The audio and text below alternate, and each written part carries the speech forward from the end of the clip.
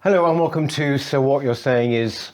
I'm Peter Whittle. Now I'm delighted that my guest this week is someone who's been on the show before, Professor Frank Furedi, Emeritus Professor of Sociology at the University of Kent, and the author of numerous books, the most recent of which is this, 100 Years of Identity Crisis, Culture War Over Socialization.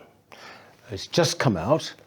But also I want to talk to him particularly about Hungary, where he's originally from, and Poland, and this ongoing demonization that seems to be happening with regard to these countries. Thank you very much for joining us. It's lovely to be here. Very good to see you again. We're talking now, and the reason I want to start with this, because we've just had the anniversary, October 23rd, of the Hungarian uprising against the Soviets, or Hungarian Revolution. You would have been around Nine years old. What is your memory of that in 1956? Well, I remember a number of things. What I remember most is the few days leading up to it, where all of a sudden all these illegal newsletters appeared. And my father would send me down to pick them up for him so he could read it.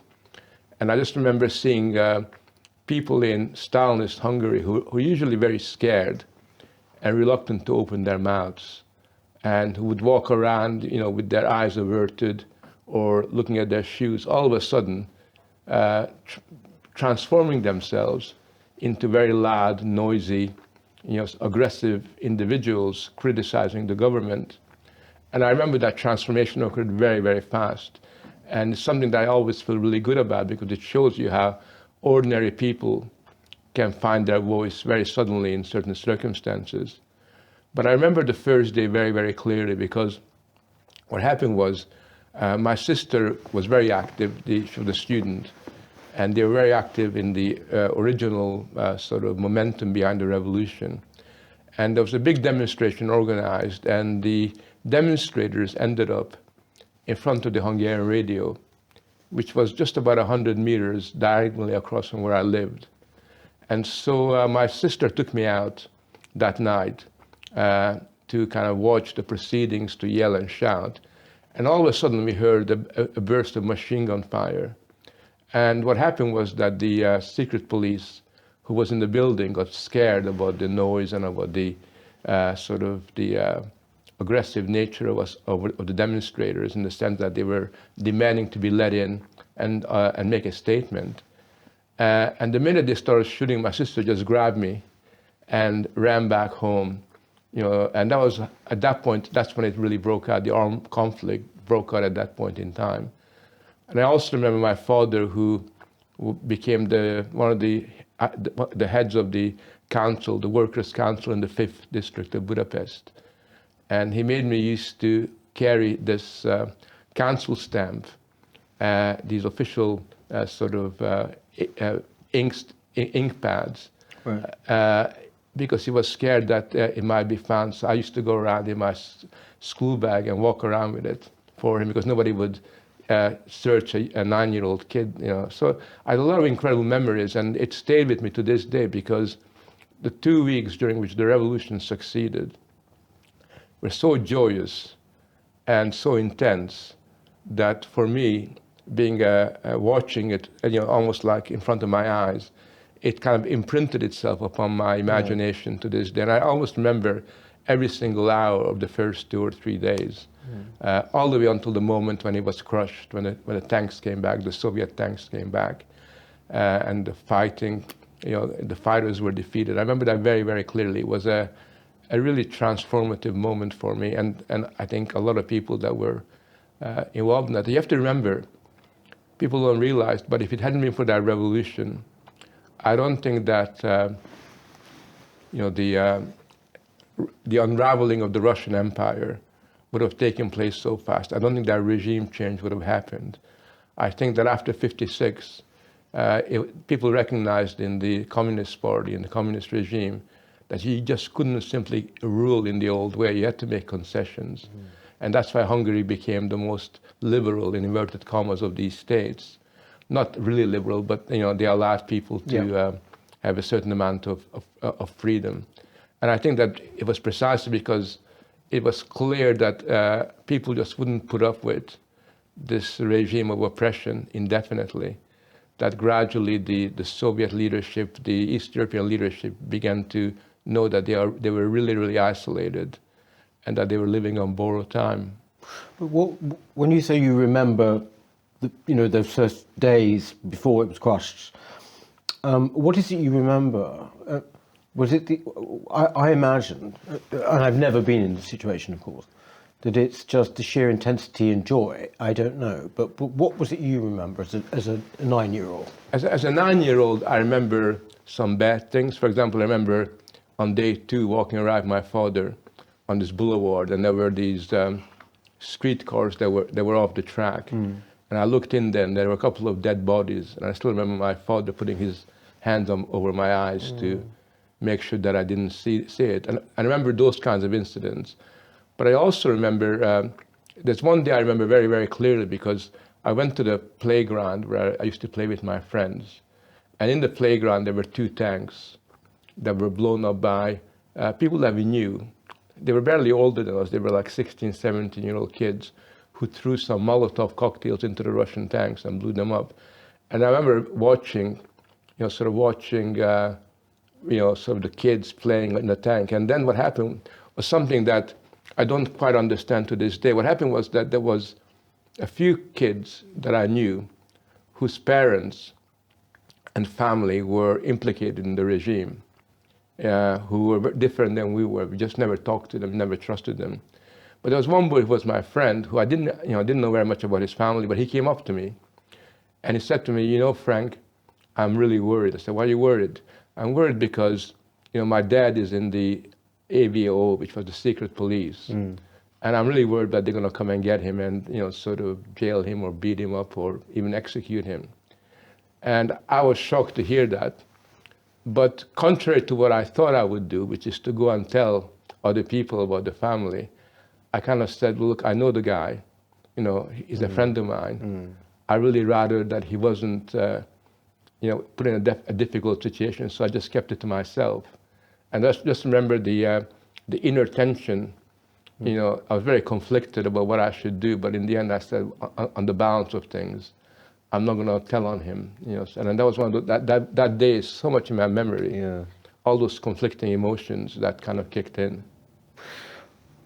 What is the popular memory now in Hungary of that year, would you say? Well, it's really funny you should say that, because I remember going back, first of all, in 1969 with my girlfriend. I was hitchhiking around Europe. I was a young university student, and the first time I've been back, I was there for 2 days only, and I kept trying to find out what people I knew. And every time I saw somebody I knew, I wanted to talk about 56, but didn't want to know. People were just really scared to talk about it because of all the repression that occurred. And one of the things that occurred gradually is that a lot of people just didn't want to talk about it for decades and decades and decades. And even after regime change, when you had a new regime being installed, the memory of the revolution was almost too raw, or alternatively, people were too complicit in its crushing to want to discuss it. So the memory of the revolution was really very much left on the side for a very long time, until the Fidesz government sort of was elected. And even though the Fidesz government has been very prominent in talking about it, in celebrating it, in promoting it, and kind of organizing cultural events around it, the memory is still a little bit ambivalent. So just to give you an example, about 6-7 months before the lockdown, I went to Hungary to give a lecture to a group of history teachers. And afterwards, they all came up to me and they said, Frank, was it really so bad in the 50s that we needed a revolution? In other words, in their mind, they just completely could not conceptualize how horrible that period was. And they couldn't really understand the rationale for the revolution, why that occurred, why that it broke out. So I think it tells us that historical memory and the legacy of the achievement of the Hungarian people is not something you can take for granted any more in Hungary than you could do in England with the historical legacy of Britain. It's always being contested. People forget. They develop very selective memories. But I think that by and large, the memory, I think that for a lot of people, 56 still serves as it's probably the single most important source of cultural inspiration in their lives. Well, I suppose a little bit like the Battle of Britain in this country, you know, in terms of folkloric memory, that still balks hugely. It is, and I think you raised a very important parallel in a number of respects. It's interesting to note that, you know, when I first read about the Battle of Britain, it was unambiguously celebrated in the most positive way. But given the impulse to rewrite history now, you find a lot of people are saying, well, actually, the Blitz spirit wasn't really, you know, what it was meant to be. There was a lot of, you know, black marketing going on, you know, bad things were going on. People weren't as brave as the books tell us, you know. And anyway, look at what the British Air Force did in Hamburg, you know, sort of. So there's a kind of equivalence drawn between what the Germans did to Britain and vice versa. So there's a kind of sad attempt to delegitimate the importance of that experience. And similarly, on a much smaller scale, there are attempts to say, well, actually, you know, some people actually argue, some leftists in Hungary, that if it hadn't been for a revolution, then regime change would have happened faster. That somehow, you know, it was it was unnecessary, or it actually slowed things down, completely rewriting history in a way that is violates the fundamental facts of the time. So really, in many ways, it's still kind of looked at ambiguously, is what you're saying. Well, by some, I mean, not by the government and not by the majority of the people, because, you know, the majority of people support the government, and even significant section of the opposition. I think what's happening now is that there's an attempt by different political forces to interpret the revolution in different ways, to give a different kind of meaning to it. So there are debates about whether it was a working class revolution, about class issues, whether it was a revolution for national independence, you know, whether it was an anti-communist one. So there's all kinds of different interpretations. And the reality is that, you know, every revolution is complex and people have different motives. But the key motive behind the events of 56 was the affirmation of national independence, of national sovereignty. And that to me is really cannot be contested in terms of historical facts. When did you come to Britain? Well, basically what happened was that we fled Hungary in November 56. We spent 2 months in Austria, and we ended up in Canada, in French Canada, where I went to school. I grew up there, and when I was 21, finished university, I decided to do my PhD in London. And the plan was that this was in '69, that I would spend 2-3 years in England and then go back. And then one morning I woke up and I realized I spent all my adult life in this country. But what is your connection now with Hungary? I mean, has it grown stronger as you've gotten older, or what? Well, for a long time, I felt uneasy about getting involved in Hungary. I don't know why it was. And although I kept an eye on what's going on in Hungary, I very rarely went back. And I think that what happened was that the first event that really set me thinking was, I think in 2006, there was at that point there was a socialist government in Hungary, and this government was extremely corrupt in the way that it handled financial affairs. It essentially was complicit in privatizing the state property of the old regime and just giving it to, you know, their mates, to their elites.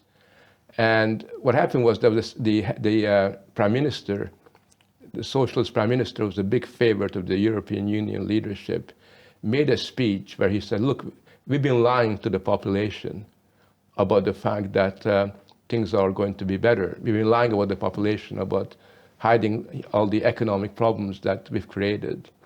And that speech was somehow leaked out. And when it was leaked out, and people heard what, that the Prime Minister was saying that they were lying, mass demonstrations broke out, which then got really badly, brutally sort of handled by the police. And what happened was that the media here in England, I remember this very, very clearly, was denouncing the demonstrators like football hooligans. Yes. And right-wing thugs and neo-fascists, and everywhere. I was looking at all the European press, the Western European press, and they were being all denigrated and almost criminalized, even though this was just a genuine, sort of protest movement by people who feel that they've been cheated and let down. And I think it was at that time that I remember writing an article and making the point that what the EU was saying is that they don't mind liars, like Gurcsány, the Prime Minister, as long as there are liars. Yes, And that kind of double standard for which the Brussels bureaucracy is very famous was something I really picked up at that particular point in time. And I think from that point onwards, I became more and more interested. And in the last 5 or 6 years, I started going back quite regularly. So I spend a lot of time there now. And one of the things I try to do is to act as almost like a mediator between Hungary and the West, where I try to explain to Western audience what Hungary is doing, what's important about what Hungary is doing, and I try to explain to Hungarians, what's going on in the West, because they find it very difficult to understand the hostility that's often targeted against them. They also find it very difficult to understand, sort of how this crazy identity politics, which is quite incomprehensible to them, is just in ascendancy all over the West. So I try to sort of act as a bit of an intellectual kind of bridge between these two societies. Well, I mean, we talk about that in a minute. The identity politics. You've actually talked about that on this channel before. I mean, Netflix and all of this kind of thing is happening, but. I mean, the fact is you say, you want to try to explain to a hostile environment here. You've got your work cut out, haven't you? Because there really is, and I would say, a growing demonization. You wrote about this recently, Hungary and Poland in particular, that there is this belief that amongst journalists and columnists here, that people are, that these countries are incipient dictatorships, right? Yeah. And this is just not the case, is it? No, I mean, I think there's almost like a parallel universe that's been created, which anybody that goes to Hungary doesn't recognize. So, for example, the EU frequently denounces Hungary for being authoritarian. And they talk about the Putinization of Hungary, that somehow it's going to become this naked dictatorship. And when I tell sort of a Western audience, all you got to do is compare how the Hungarian government handles a protest demonstration and how the government of Macron in France handles it. You get a different reality, because when the Gilets jaunes demonstrate in France, they get killed. Almost 12 people got killed in recent years, and the police violence that's used against them is quite considerable.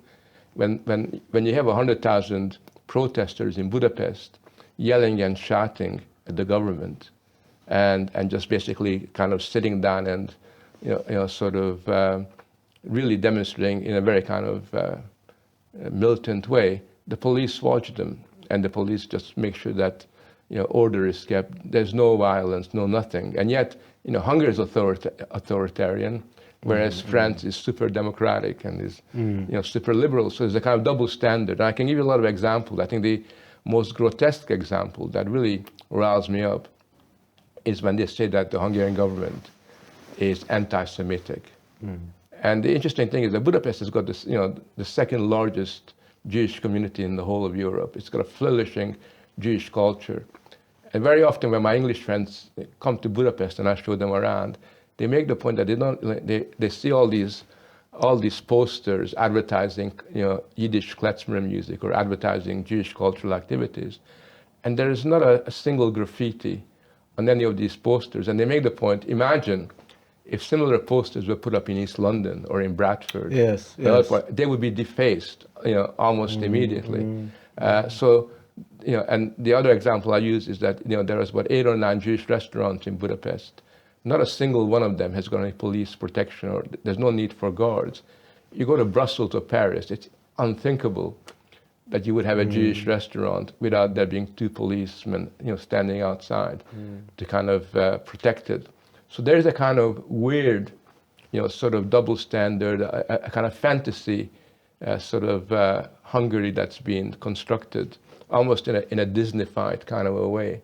Yeah. And yet, it's very powerful. I know personally that ever since I've been actively talking about Hungary, ever since I wrote a book a few years ago called The Culture Wars in European Union, The Case of Hungary. Ever since I did that, a lot of media outlets that would publish my stuff or would interview me have just, cut me out completely. Really? Here, you're talking about here in Britain, also in a few other countries. And it's almost as if I become a persona non grata, almost overnight, just because I have good things to say about what's happening in Hungary. I mean, I'm not an apologist, and I've never said that the Hungarian government are a bunch of angels and they don't make any mistakes. All I'm really kind of pointing out is there is a really sort of horrible propaganda campaign that's been organized, that's very systemic and totally contradicts the reality of what's happening in Hungarian and, for that matter, Polish society.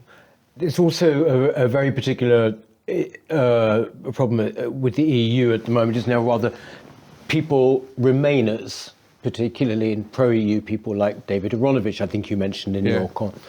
They have particularly got it in, haven't they, for Hungary or Poland, simply because it's about parliamentary sovereignty, isn't it? I mean, that they're going against the idea of supranational sovereignty. Exactly. So all the important ideals that motivated pro-Brexit supporters are now institutionalized in Hungary. That is the official doctrine of national independence and parliamentary sovereignty, not being part of this globalist, sort of cultural outlook. I mean, all those things are there, and in their eyes, sort of the Hungarian government and Hungarian society is committing every single cultural crime that they have ever imagined on all the important questions. They have a worldview that's almost polar opposite.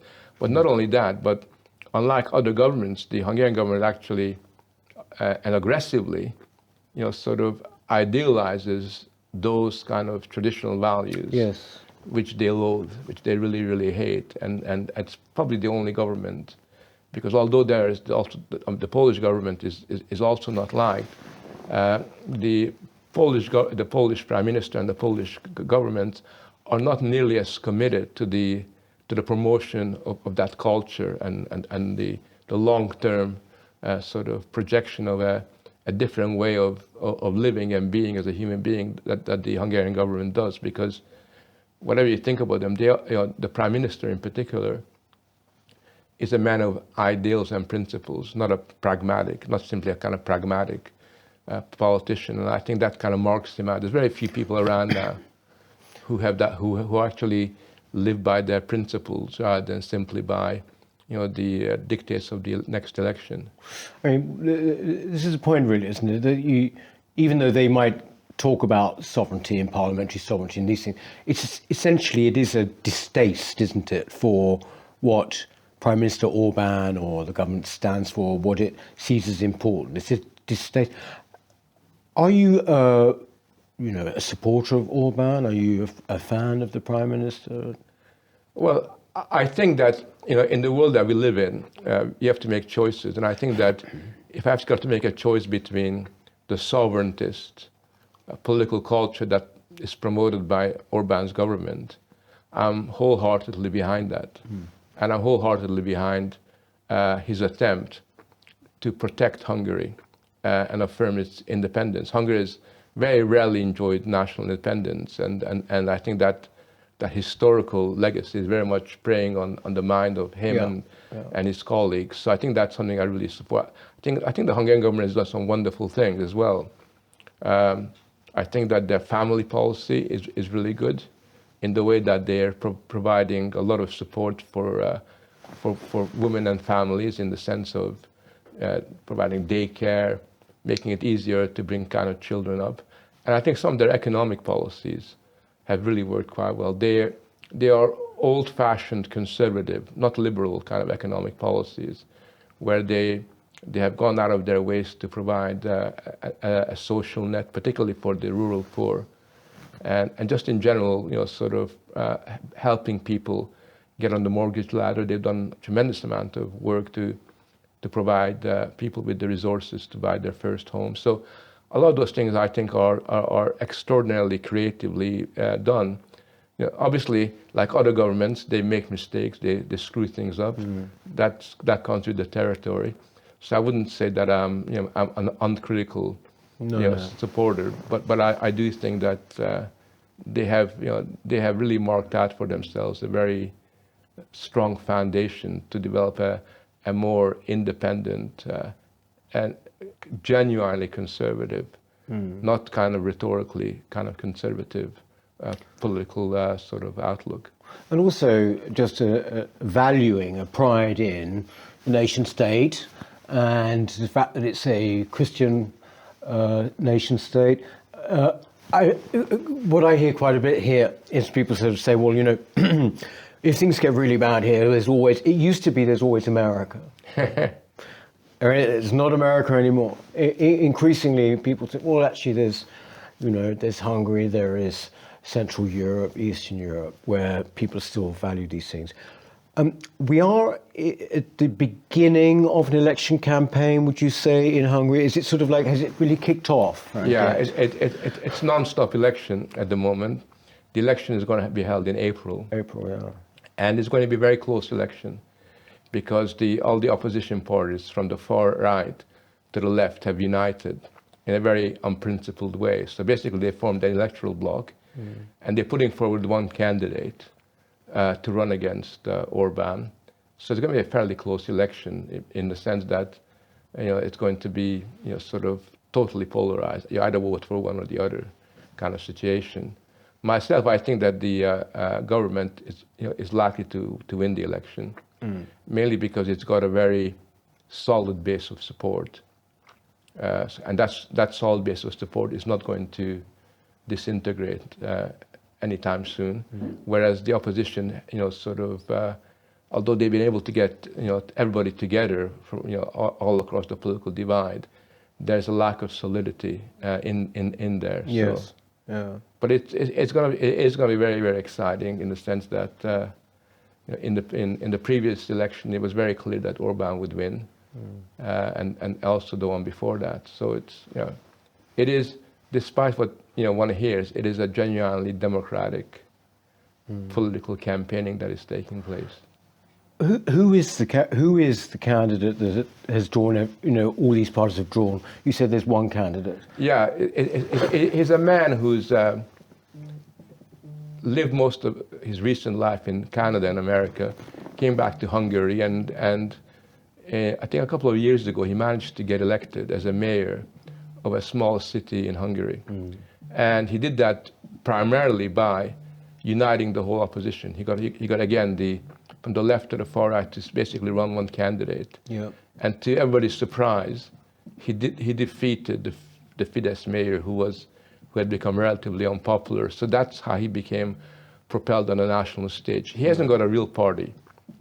And that's one of the interesting things, because should the opposition win and he becomes prime minister, he hasn't got a parliamentary majority or parliamentary support. So I would think that he wouldn't last very long. He'd be replaced by an opposition leader with a more solid party support.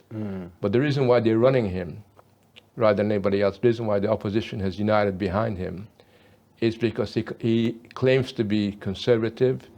He claims to be religious. He's got 7 kids. So the opposition reckons that a left-wing candidate is unlikely to beat Orban. So they're trying to find somebody who's like, sort of their equivalent, more Orban than Orban in many ways. Yes. Even though his politics is really the politics of the European Union. If you can imagine Tony Blair and David Cameron had a child, so that would be him.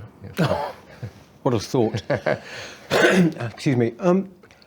You mentioned that the kind of identity politics that take up so many hours of our time here, would still strike most people in Hungary as being strange. Yeah.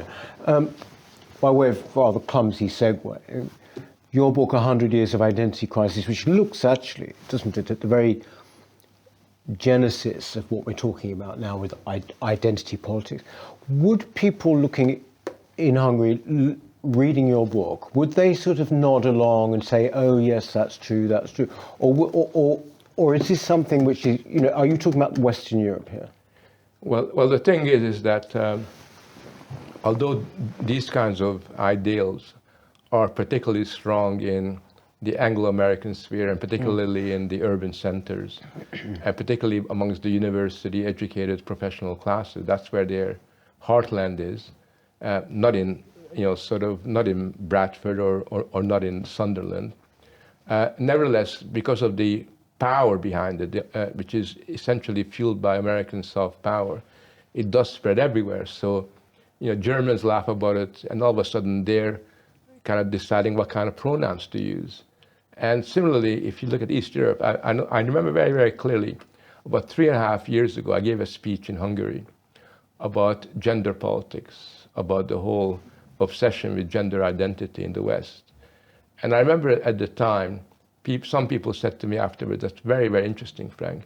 It's not relevant to us because that will never take off in Budapest. And I said, I'll bet you my £50 against your £1, that very, very soon, you're going to be coming up against it. And sure as my £50 and their £1, it's really beginning to surface in Budapest, where you have, sort of almost like the aping of cultural habits, first amongst university people, but then gradually within that cultural, sort of milieu kind of seeping in. And so you now have a situation where, sort of many of the opposition politicians have embraced the EU LGBTQ, sort of identity, sort of orientation. And although they're not going to be that noisy about it because they know it's not going to be a vote winner, nevertheless, you know that it's only a matter of time before it spreads from that core, that core of academics and cultural professionals to the rest of society, or at least in the urban environment. So I think that those Hungarians imagine that they're immunized from this or complacent. Yes. I mean, thankfully, at the moment, sort of good sense prevails in many sectors of society. And it does feel like, this is home, in a sense of real old-fashioned, old school, sort of attitudes that are being demonstrated. But that is not going to stay the way it is for any length of time, unless it's challenged. They wouldn't say the trans thing hasn't got a big purchase there at the moment, presumably. I mean, here in London, we've got, in Camden, we've got these new road crossings that are in trans colours and things. It's just relentless all the time. I mean, if someone wouldn't presumably put down a trans crossing in downtown Budapest, would they? I mean, possibly the new mayor of Budapest, but look, the way that it works is that if you're a kid, if you're like an 18-year-old kid, and you're in Budapest, and you want to be a little bit edgy, and you want to demonstrate you're a bit of a rebel, and you want to give your parents and the adults a hard time, you're going to pick up on all this stuff that you see online. Yes.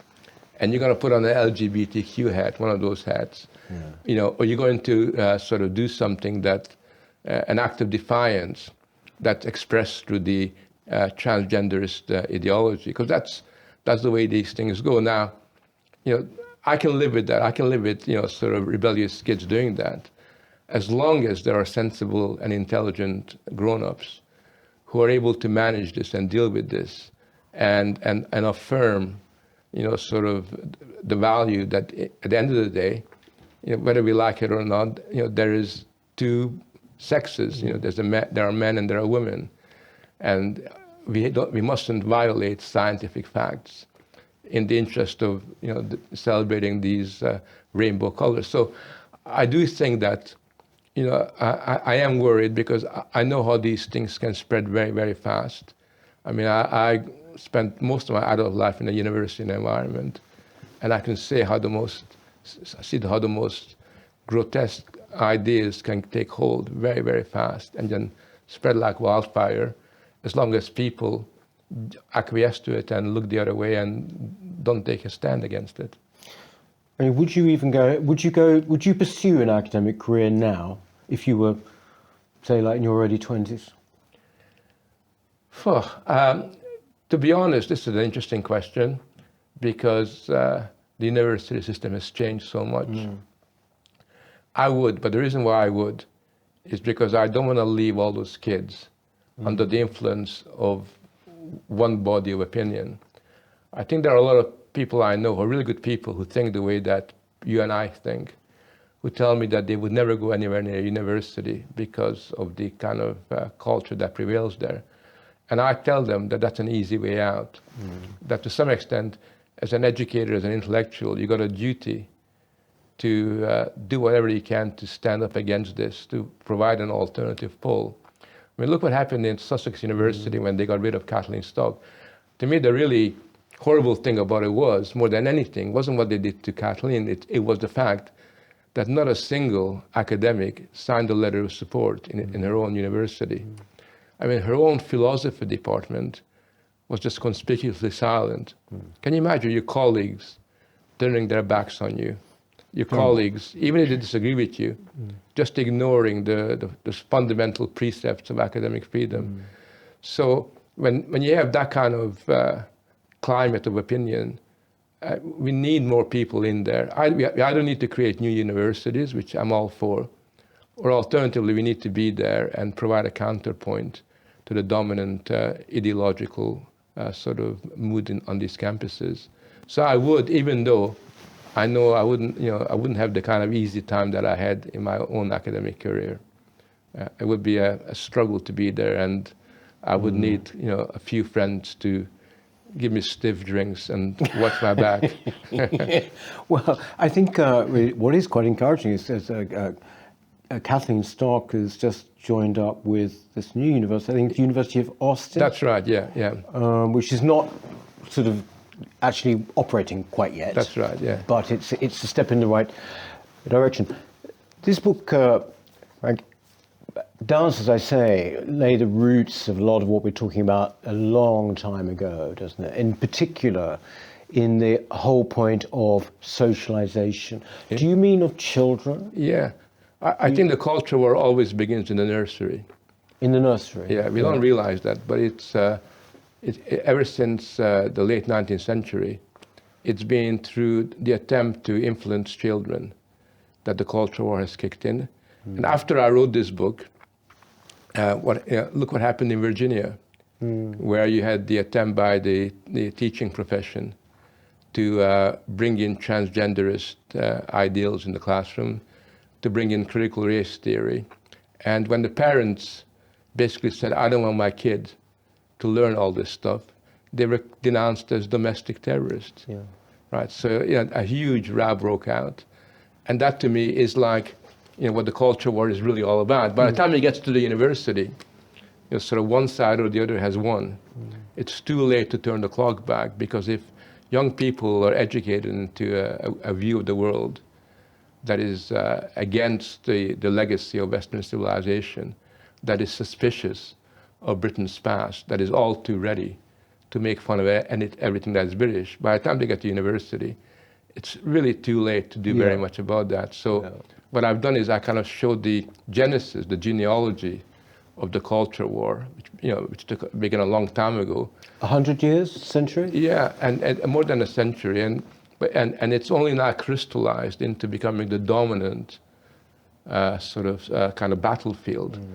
Because, at the moment, we're not arguing that much about taxation policies or about social spending.